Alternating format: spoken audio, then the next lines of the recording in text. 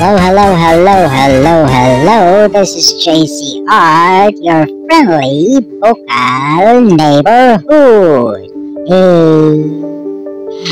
Follow ngayon ang isang video na kumakalat ngayon sa social media patungkol sa isang buntis na nanay na pumipila doon sa kilalang ahensya ng gobyerno, ang DSWD. Wow! Nakakalungkot lang isipin na ganito ang nangyari sa kanya.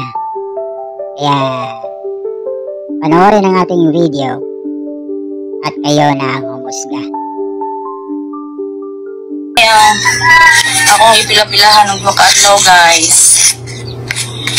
Nagkuha ko kuan plain stop ka ngayong adlaw, guys. Tapos kuan gahapon sa DSWD na kwarta.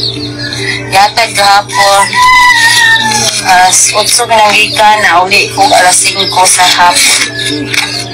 Grabing pila, guys. Yan dosa ng kong kwartaha, guys. Okay.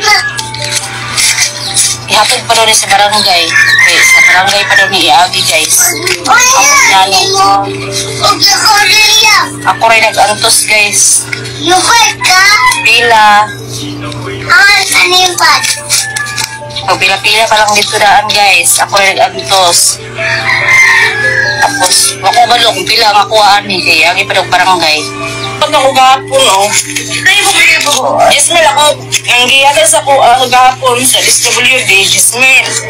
Pag ako man, tingnan pa, doon ng barangay, parang ito ang kwarta dito, sa barangay sa Nawilan.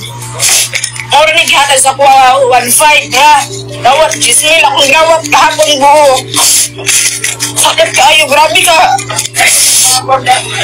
Ay, grabe yung bukina dito. Isa, maluoy ko, Diyos ka dyan ko.